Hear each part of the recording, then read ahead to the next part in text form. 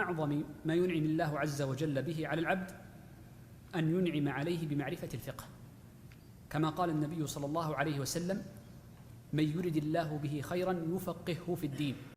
بسم الله الرحمن الرحيم.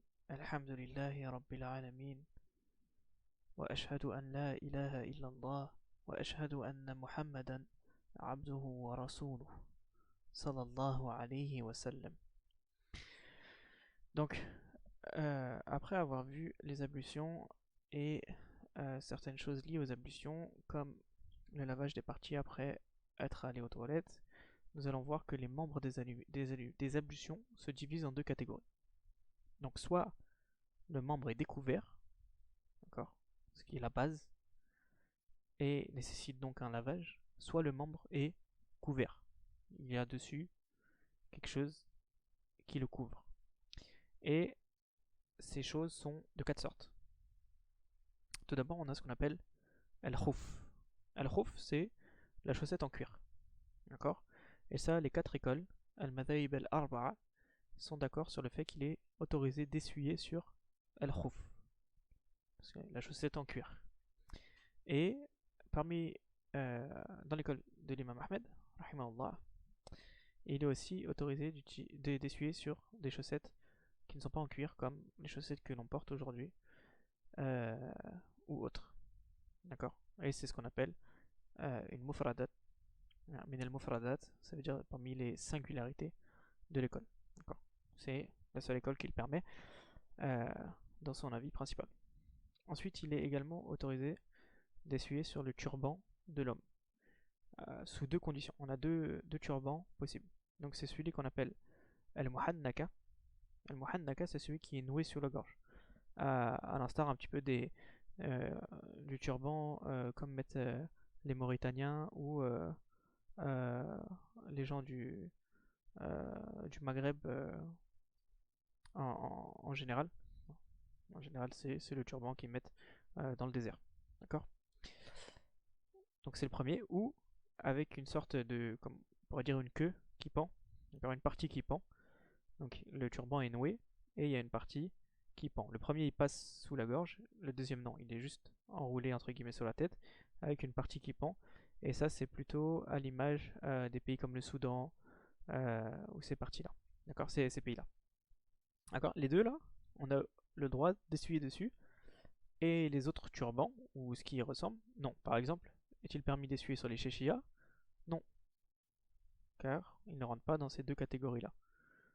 D'accord? Ou par exemple la rotra comme fait Saoudia, c'est en Arabie, ce qu'ils mettent, on n'a pas permis d'essuyer dessus. D'accord? Ensuite, il est permis d'essuyer sur le khimar de la femme. Le khimar, c'est le voile qui couvre la tête, d'accord? Normalement jusqu'à la poitrine, euh, sous certaines conditions, qu'on verra tout à l'heure, et les bandages. Donc les bandages quand on a une blessure ou une attelle par exemple pour une entorse, des choses comme ça. D'accord? Donc on va détailler un petit peu plus. Alors, les conditions de l'essuyage.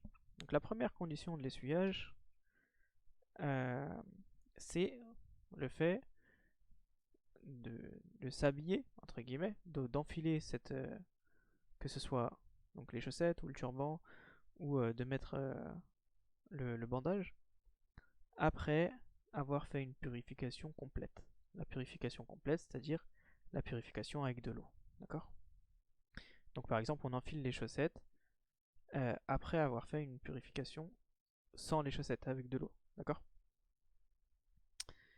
Et l'essuyage, il s'annulera en enlevant le vêtement sur lequel on peut essuyer. Par exemple, je fais mes ablutions avec de l'eau. J'ai le droit de mettre mes chaussettes, je mets les chaussettes, je perds mes ablutions, j'essuie dessus. D'accord? J'essuie dessus. Donc j'ai mes ablutions en ayant essuyé sur mes chaussettes. Si je les enlève, l'état de pureté s'annule et on devient donc en état d'impureté. Ok? Pareil euh, pour les autres euh, comment dire, vêtements ou ouais, on va dire vêtements que l'on pourrait essuyer, comme le turban ou le voile ou les bandages. Ensuite,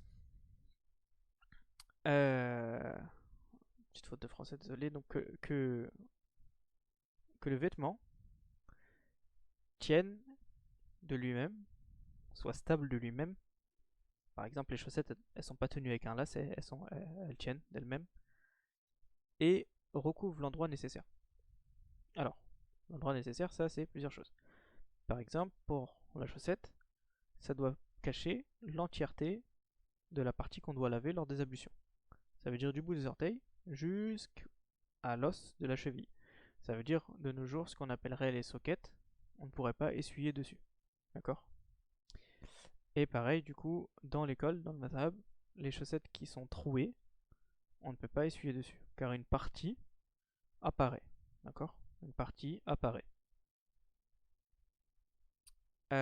Certains de nos savants tolèrent le fait d'avoir des petits trous, mais par exemple les sockets, ça, non, ça c'est impossible. Mais l'avis de base, c'est que même les petits trous ne sont pas excusables sur cette question-là. D'accord? Le turban, lui, il doit recouvrir ce qui est la norme, entre guillemets, la norme connue dans le fait de mettre un turban. D'accord?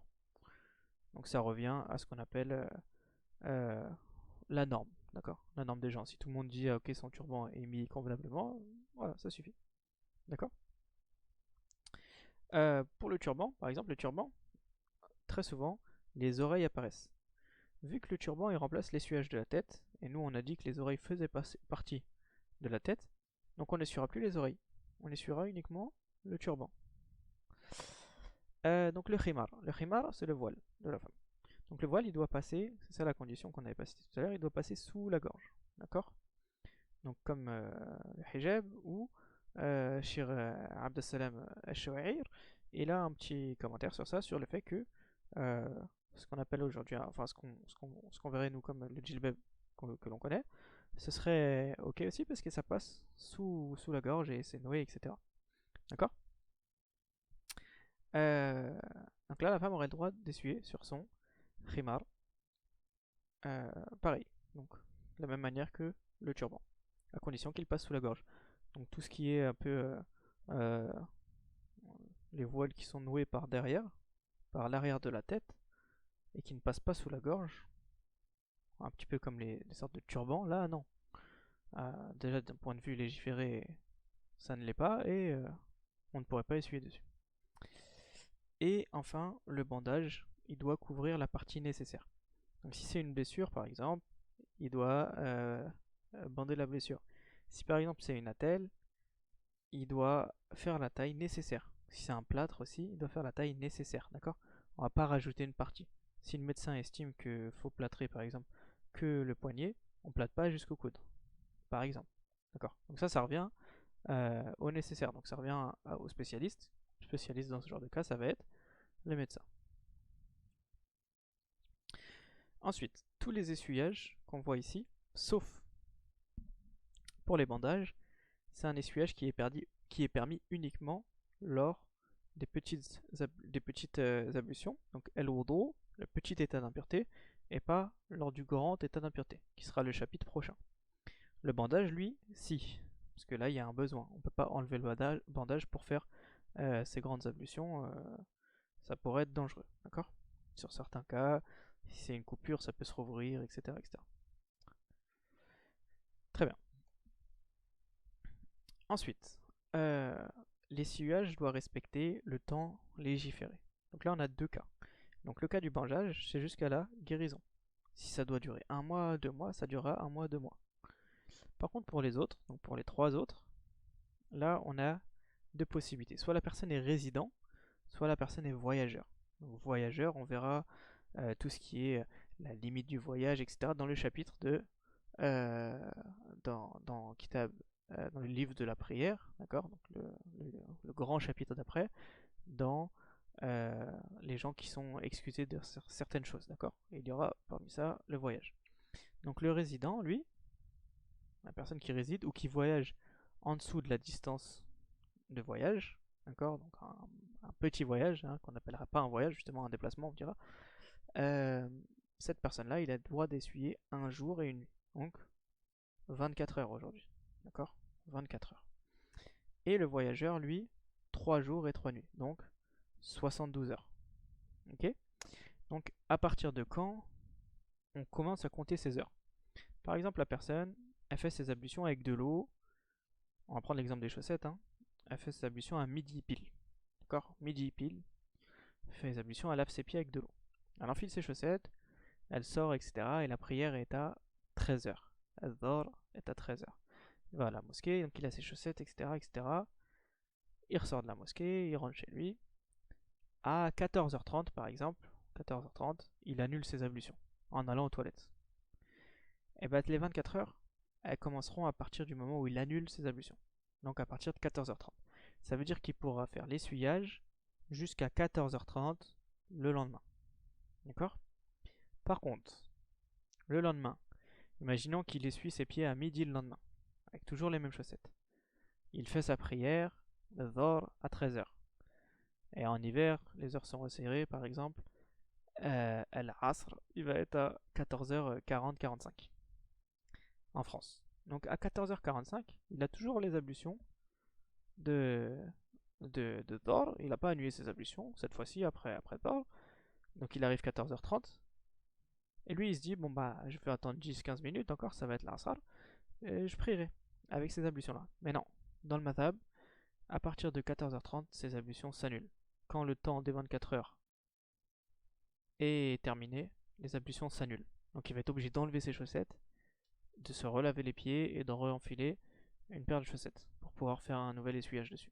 D'accord? Il sera obligé d'enlever ses chaussettes à ce moment-là et les ablutions s'annuleront. Très bien. Donc ça, c'est la quatrième condition. Donc bien sûr, en vert, là, c'est toujours les conditions de l'essuyage. Donc la cinquième, c'est que la chose sur laquelle on essuie soit pure et autorisée. Donc par exemple, on avait dit tout à l'heure les chaussettes en cuir, la khouf, imaginons c'est du cuir de chien, eh ben, on ne peut pas essuyer dessus parce qu'il est impur. Et autorisé, c'est-à-dire quelqu'un qui volerait une paire de chaussettes, il ne pourrait pas essuyer dessus, d'accord? Il ne pourrait pas faire l'essuyage dessus. Et s'il le faisait, ses ablutions ne seraient pas valides. D'accord? Donc on a une règle là, c'est le fait que la permission, donc la permission, parce que tout ceci c'est des permissions. L'essuyage c'est une permission. La permission ne rend pas licite les péchés. D'accord? Donc toutes les permissions ne rendent pas licite les péchés. On en verra plusieurs dans le livre, Inch'Allah. Et ensuite, l'essuyage, la sixième condition, l'essuyage doit être fait sur la partie obligatoire. Et pour chaque cas, on a une partie obligatoire. Donc pour les chaussettes, c'est la majorité de la partie visible. La partie visible des chaussettes, la partie haute des chaussettes. Ça veut dire la face du pied, pas la plante du pied. D'accord? On pourrait appeler ça le dos du pied, si vous voulez. D'accord? Donc du début des orteils jusqu'à la cheville. Donc il faut essuyer la majorité de cette partie-là. Si on passe pas forcément sur tous les endroits, c'est pas grave, mais la majorité. D'accord? Du bout des doigts de pied jusqu'en remontant jusqu'aux chevilles. D'accord? Jusqu'à la zone des chevilles. On n'essuie donc pas le dessous des pieds, ni l'arrière. D'accord? Ensuite, pour le turban, c'est la majorité du turban. On essuie la majorité du turban.